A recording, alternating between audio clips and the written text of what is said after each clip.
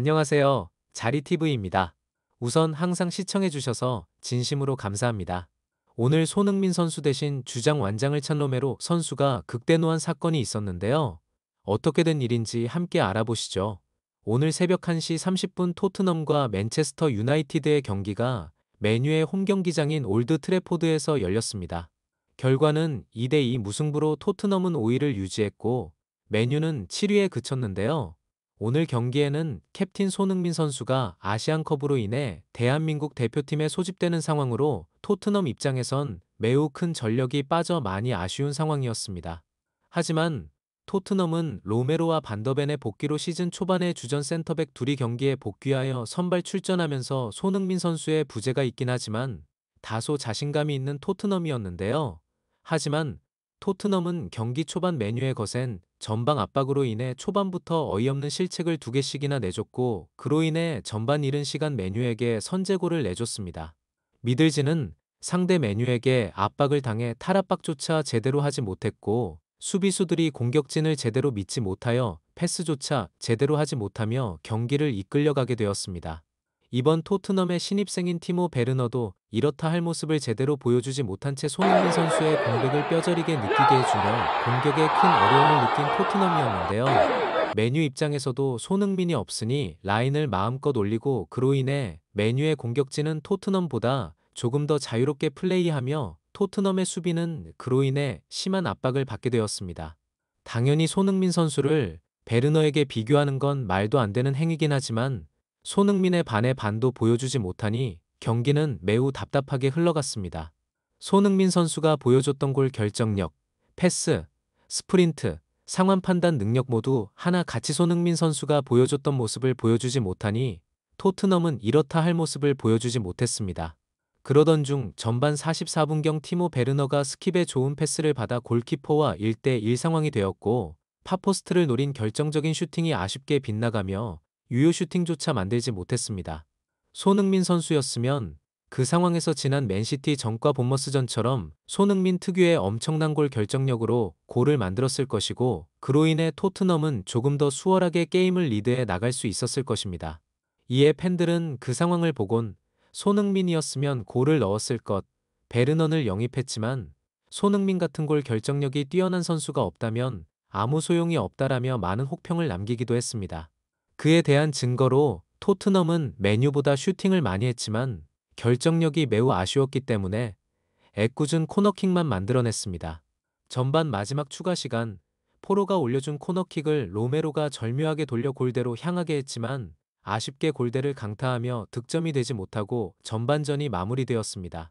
확실히 포스테코 글루 감독은 지난 콘테 감독 체제에서 이루어진 공격 전개보다 좋은 공격 전개 모습을 보여주긴 했지만 당장 손흥민 선수가 없으니 토트넘은 골을 만들어내지 못하는 상황이 되었는데요. 토트넘은 후반 시작하자마자 포스테코 글루 감독이 전술을 바꿨는지 선수들의 움직임이 조금 더 원활하게 바뀌었고 그로 인해 벤탄쿠르의 환상적인 골이 나왔습니다. 이렇게 토트넘과 맨유는 2대2로 스코어의 균형을 이루었는데요.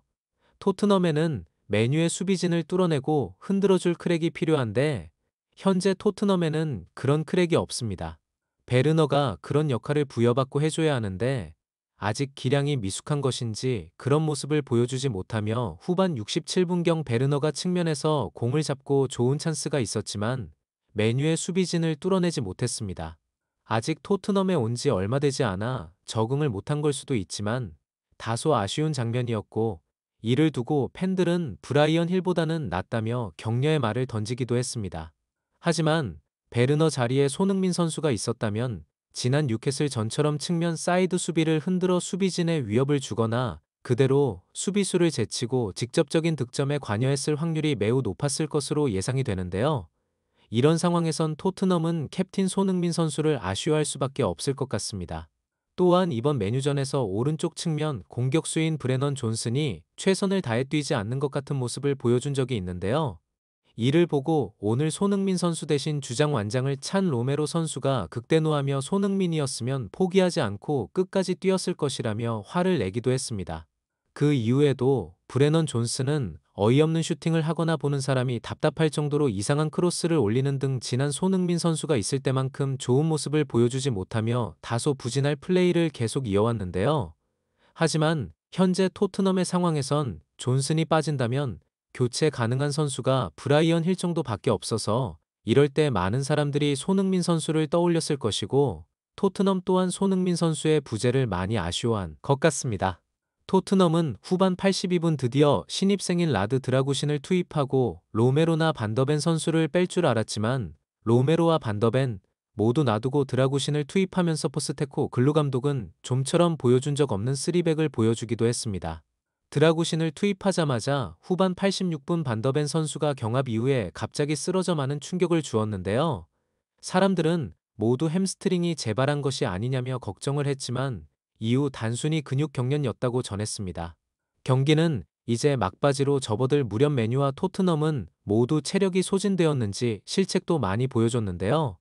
토트넘과 메뉴 경기 초반부터 양쪽 모두 공수 전환 시 완벽한 모습을 보여주지 못했기 때문에 서로 난타전을 하며 자연스럽게 두 골씩 주고받았던 것인데요. 이런 상황에서 손흥민 선수가 있었다면 지난 벌리전과 비슷한 상황으로 대량 득점까지 볼 수 있던 경기 같습니다. 다만 맨체스터 유나이티드의 홈구장인 올드 트래포드의 원정인 토트넘이 2대2 무승부로 게임을 끝낸 건 그리 나쁜 결과가 아니라고 생각이 드는데요. 다만 여기에 손흥민 선수가 있었다면 진심으로 이번 시즌 메뉴를 더블 달성할 수 있었을 것입니다. 또한 메뉴의 레전드인 게리 네빌조차 토트넘의 손흥민 및 메디슨 등 이탈자가 없었다면 메뉴를 손쉽게 이겼을 것이라며 손흥민 선수의 존재를 다시 한번 각인시켜줬는데요. 손흥민 선수가 없는 이번 메뉴와 토트넘의 MVP는 벤탄쿠르가 받게 되었습니다. 이어 포스테코 글루 감독은 이번 경기를 이기지 못해 매우 아쉽다. 선수들은 열심히 했고 신입생인 베르너가 인상 깊었다. 손흥민의 부재를 매우 크게 느끼고 있다. 라며 손흥민 선수가 없는 토트넘의 아쉬움을 인터뷰로 드러냈습니다.